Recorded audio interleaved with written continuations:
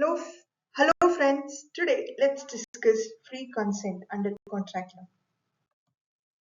First, as usual, I'll go forward with the introduction. Then I'll discuss about coercion, then undue influence, misrepresentation, fraud, mistake, and then I'll be concluding my lecture. Let us suppose that there is a boy named Aman who discovers that his friend Rita had used a magical pen to top an exam. Aman badly wants the pen. Rita, taking advantage of the situation, says, "If you don't give me your laptop, I'll make the gang beat up, and then only will I give you the pen." Aman, who desperately wanted the pen, ends up buying the pen out of fear of losing his laptop. Here, the consent was obtained through coercion. The second situation is, let us suppose that Aman's uncle, who is a renowned teacher in the same institution, ends up saying, "The pen gives 100% result. I insist that you buy the pen." Aman, believing his words, ends up buying the pen, but later realized that the pen was not magical. It's just that Rita was putting more effort towards the subjects.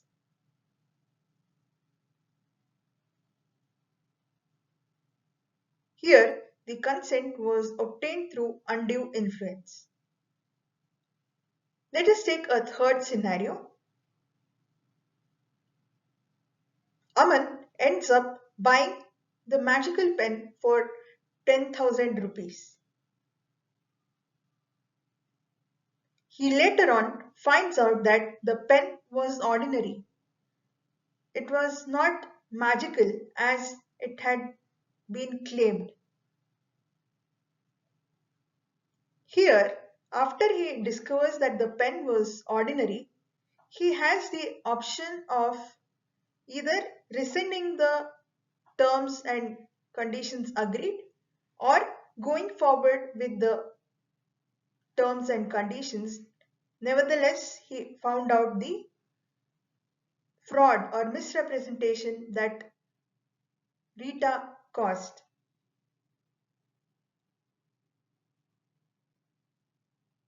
As it is mentioned in the slide, voidable contracts, that is, if the consent is obtained out of fraud, coercion, or undue influence, then the contract will be considered to be voidable at the option of the person who discovers the coercion, fraud, or misrepresentation.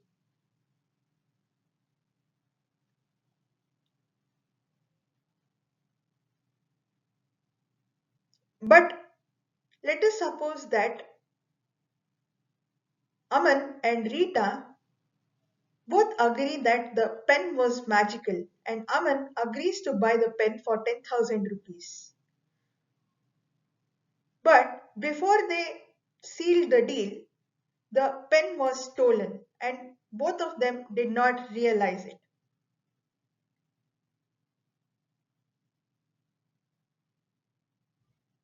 Here, there was mistake on part of both Aman and Rita. Here, there is impossibility to perform the contract as the subject matter itself was stolen. It leads to a situation of void ab initio. Let us now understand coercion. Section 15 of Indian Contract Act states that coercion is the committing or threatening to commit any act forbidden by IPC or the unlawful detention or threatening to detain any property to the prejudice of any person whatsoever with the intention of causing any person to enter into an agreement. Thus, both the acts, that is, threatening to commit an act forbidden by IPC as well as illegal detention of property, are recognized under the concept of coercion. Let me make you understand through illustrations. Let us suppose that a husband wanted to give his property to his brother and not to his wife and son. He uses threat of suicide to make them give their consent and gives his property to his brother. In the court, the wife and son can prove that the consent was obtained through coercion. Threat to suicide is actually a offense under IPC. The second illustration is, let us suppose that a plaintiff had placed his plate with the defendant for 20 rupees.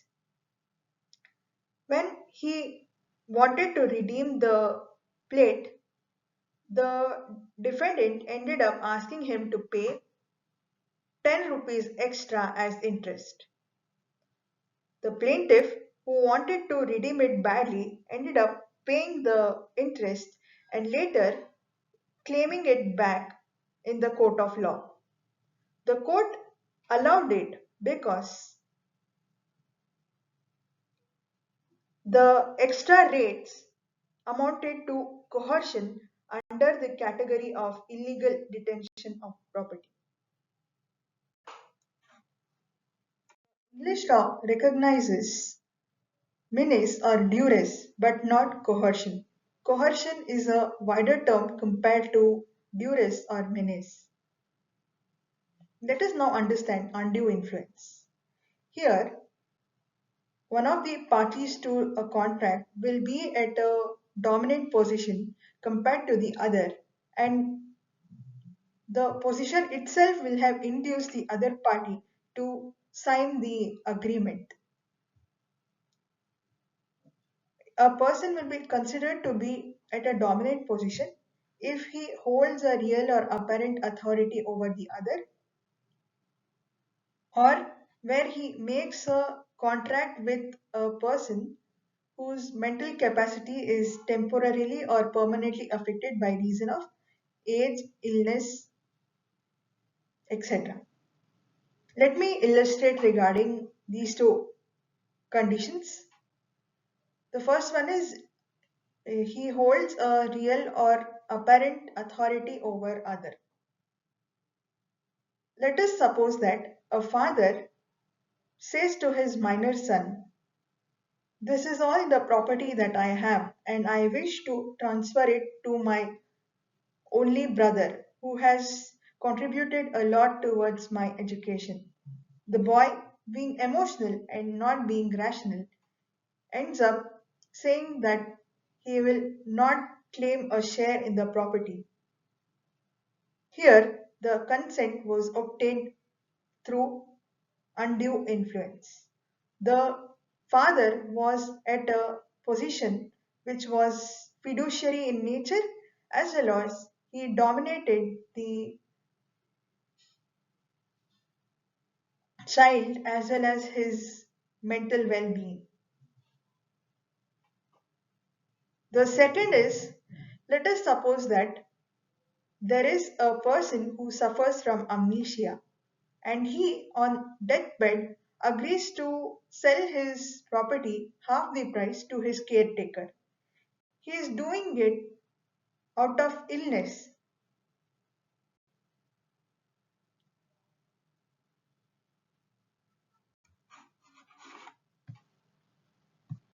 Sine qua non for undue influence are ability to dominate will of other. Let us suppose that there is a spiritual guru who, in exchange for spiritual knowledge, asks his devotees to write their property to him. The devotees do it happily at that state of mind, but later on discover that the guru was fake. Here, the consent was obtained out of undue influence. The spiritual guru was at a position which could dominate the will of the devotees. The second one is consent under pressure. Let us suppose that A's husband is on the deathbed and he suffers from cancer. A admits her husband to a nearby hospital. The hospital authority asks her to sign a form. The woman signs the form. The surgery is performed, but the cancer does not get cured. The woman pleads that there was negligence on part of the doctors. But the doctors are saying that the consent was already obtained from the woman and any consequences would be sole responsibility of the woman alone. The woman pleads that she did not know the terms and conditions of the consent form, but she had given the consent out of pressure. The point is whether there was negligence on part of the doctors will be dependent on the evidence and not just the facts and circumstances. The third is real or apparent authority.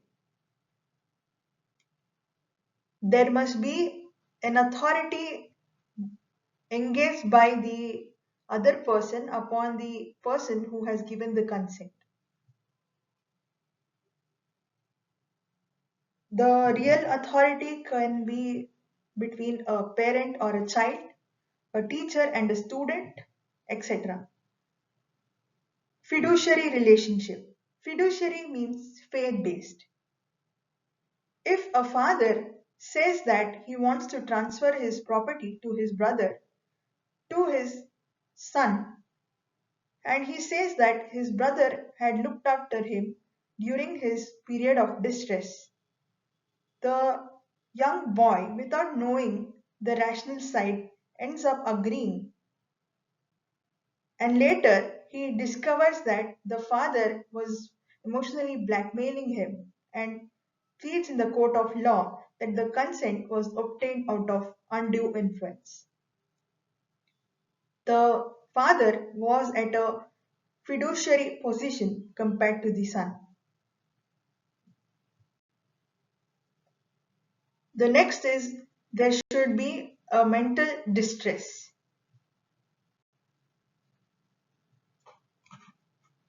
Let us now understand misrepresentation. Section 18 states that misrepresentation includes positive assertion in a manner not warranted by the information of a person making it. Let me illustrate. Let us suppose that Raghav states to Rita that he has replaced his car's old tires with new ones.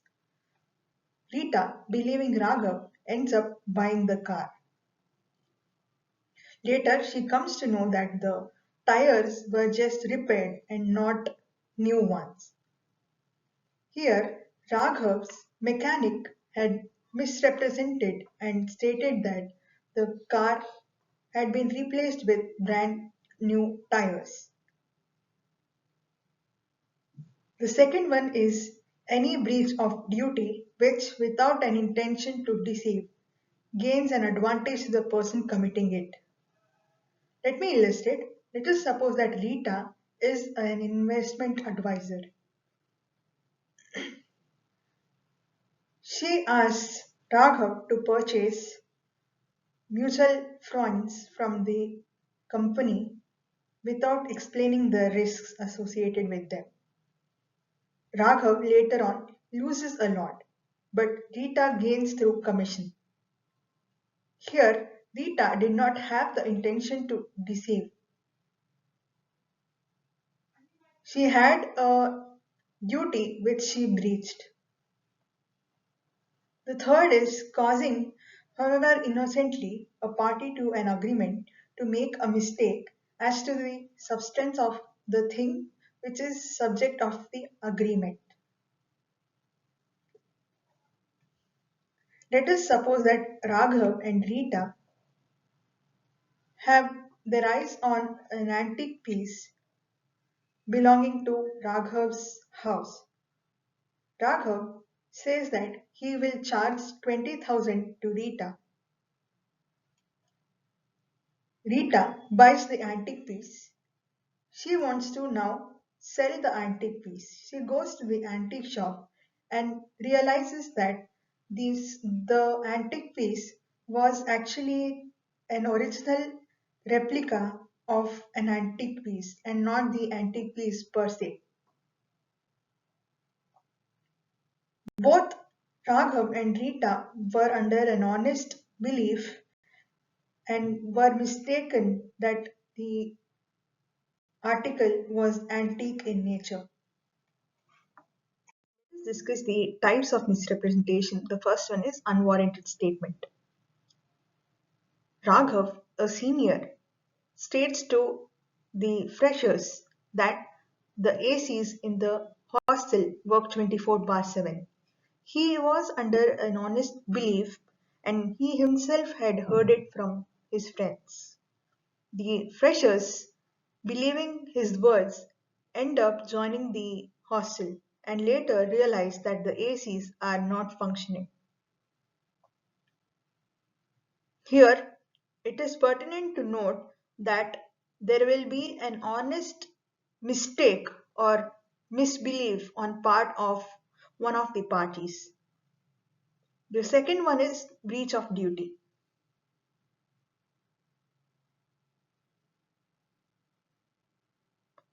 Let us suppose that there was a doctor named Prashant. Dr. Prashant has discovered a medicine which can cure tuberculosis and he is claiming 100% efficiency and efficacy. Dr. Rita also attended one of his conferences about the medicine and the doctor asks Rita to become one of the investors. Rita invests 30% towards the company which manufactures the medicine. Dr. Prashant had nowhere stated that he was one of the investors of the company. And later, Rita realizes that there is no such thing as 100% efficiency and efficacy. Second one is inducing mistake about subject matter.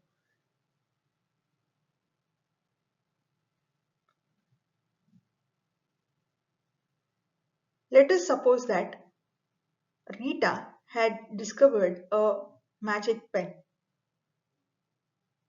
that helped her top in the exam. And Raghav, who was one of her friend, also wanted to buy the pen. Rita claims that because of the magical pen, she was able to top the exam. Raghav buys the pen. Later on, he never tops the exam and later realizes that Rita had studied well for the exam and that's why she topped the exam. There was no such thing as magical pen. This is also a type of misrepresentation. Now let us discuss fraud. Fraud and misrepresentation have a very thin line. Under misrepresentation, there will be an honest belief upon the part of the party who goes forward with the misrepresentation. But under fraud, there will be an intention to deceive, and the party will know that whatever they are saying is not true. But nevertheless, the other party will believe the words and do the part of their obligation. Thus, fraud means any acts committed by a party to a contract with the intent to deceive another party. The first one is suggestion as a fact of which is not true by one who does not believe it to be true. Let us suppose that Raghav states to his friend that the laptop he has is a laptop belonging to Kapil Dev, a famous cricketer in India. The friend believes Raghav and buys the laptop. And later, he comes to know that it is an old model and not as alleged by Raghav. Second one, the active concealment of a fact by one having knowledge or belief of the fact. Let us suppose that Raghav wanted to sell his house to a party. He notices few cracks in the walls and he fixes by getting it painted, and he never reveals to the buyers that the house had faults. This is an active concealment. There was an intention to deceive. The third one is a promise made without an intention to perform it.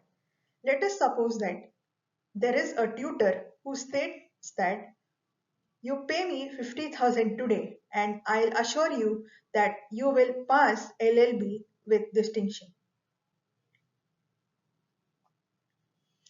He engages two classes and later disappears. Here there was intention to deceive as well as a promise was made without an intention to oblige it. The fourth one is an act fitted to deceive. Raghav knew his brother's signature and he ended up forging the property papers. This is an act of fraud. The fifth one is any act or omission as the law specially declares to be fraudulent. Forgery is something which is fraudulent and has been declared as an offense under the BNS. If a person forges signature of any other person, then that is an offense. If the agent of a principal ends up forging the signatures, then the agent will be held liable for fraud. The question is, the principal usually will be held liable for the acts of the agent, but the principal can state that there will be a limited applicability of the concept of principal and agent, and the agent was acting out of his personal liability and not as an agent of the principal. Let us discuss about the sine qua non of fraud. The first one is that there must be assertion of facts without belief in the truth. In Derry versus Peak, the prospectus of a company stated that the trams would be run either by steam or mechanical power. But originally, if the trams were run through steam, it was subjected to approval by Board of Trade. This was never revealed in the prospectus. The board nevertheless never gave the consent and the company eventually wound up. The plaintiffs, who were the shareholders, sued the directors of the company for fraud. It was held that the directors were not guilty of fraud as they were under an honest belief that the Act of Parliament mandated that the trams would be either used through steam or mechanical power, and the consent by the Board of Trade would be consequential and would be a mere formality. Here they were under an honest belief that this is what is the truth, and they were not going forward with an intention to deceive the shareholders. The second sine qua non is that there must be an active concealment. The meaning, it should not be mere silence. Mere silence is no fraud. Let us suppose that there is a landlord who, without informing the dilapidated and rugged nature of his house, ends up giving his house for lease to certain tenants. The tenants discover the defects of the house later on and sue the landlord for breach of contract. The court will not grant the tenants any relief as the landlord was not obligated to inform the dilapidated nature of the house, and his mere silence would not amount to fraud. In fact, the tenants were obligated to actually check the actual condition of the house before moving in.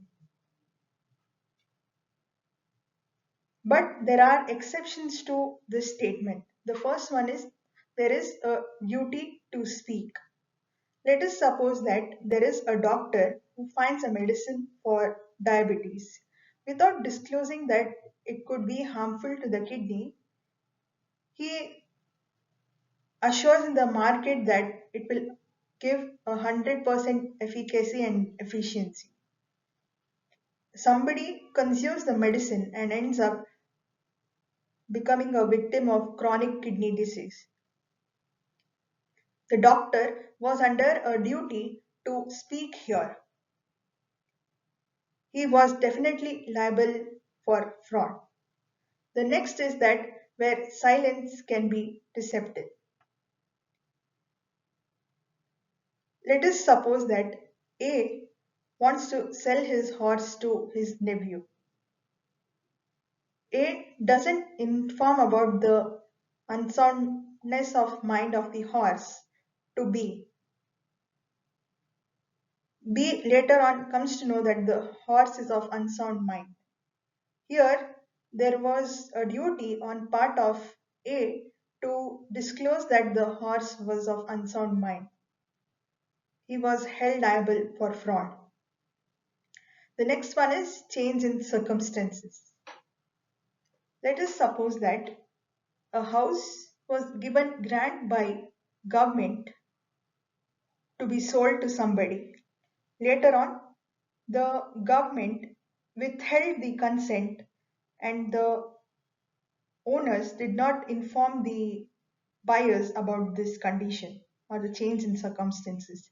This also amounted to fraud. Next one is half truths. This is also one of the other criteria which will be considered to be fraud even if there is mere silence.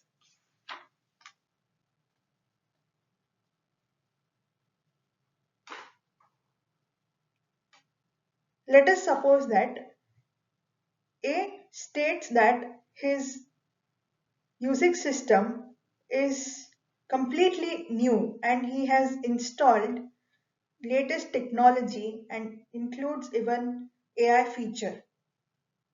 Later on, the person who buys the music system ends up realizing that whatever was claimed were just half truths. Then that amounts to fraud. Let us now discuss about mistake. The mistake renders a contract void. The mistake should have been because of both the parties to an agreement. The facts have been divided into essential and non-essential facts. Let us suppose that X is a person who sees a painting lying in Madonna's house through news channels and assumes that the painting was Vincent van Gogh's original painting. He goes to Madonna's house with the intention to steal and ends up stealing. He later gives the painting to a local dealer, and the local dealer states that the painting is a modern replica and not the original painting. Here, the essential facts are that the painting was considered to be the original but was just a modern replica, and The non-essential fact is that it belonged to Madonna previously. That will be ignored by the law. It will just focus on the facts which are essential to the case. There are limitations when it comes to mistake. The first one is that the mistake should be by both the parties. Let us suppose that X and Y discover a painting lying in Y's house to be the original painting of Raja Ravi Verma. They think it is an antique piece and quote 10,000 rupees before an antique dealer. The antique dealer reveals that it is not the original painting of Raja Ravi Verma, it is just a modern replica. Here, both the parties were under mistake or mistaken position. The second one is that there must be an erroneous opinion about the value of subject matter. Let us suppose that X and Y happen to find a ring in a road. They intend to sell the ring at rupees 10,000, believing it to be an artificial gold ring. The jeweler reveals to them that it is an original and it costs more than 1 lakh. The second one is that ignorance of fact is an excuse, but ignorance of law is not an excuse.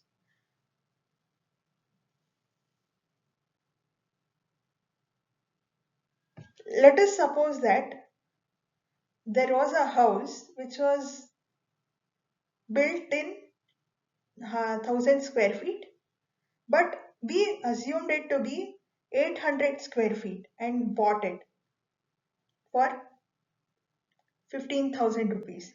Later, they find out that the house was of 1000 square feet. This is a mistake of fact. This is excusable. But ignorance of law is not an excuse.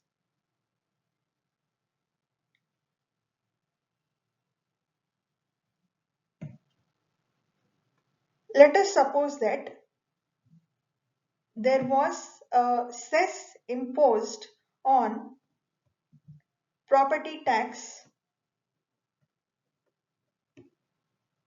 This was never communicated to the party who was buying the house. The party who was buying the house was under the belief that there would not be any cess on the property tax. But later he discovers cess. The excuse that he did not know the law will not suffice in the eyes of law.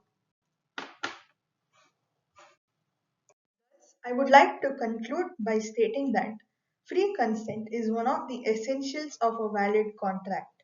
Section 10 includes free consent as one of the essential feature of a valid contract.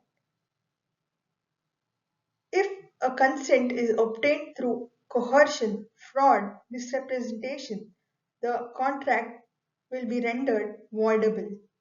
But if it is a mistake, the contract will be considered to be void. Thank you for listening to my lecture on consent under contract law.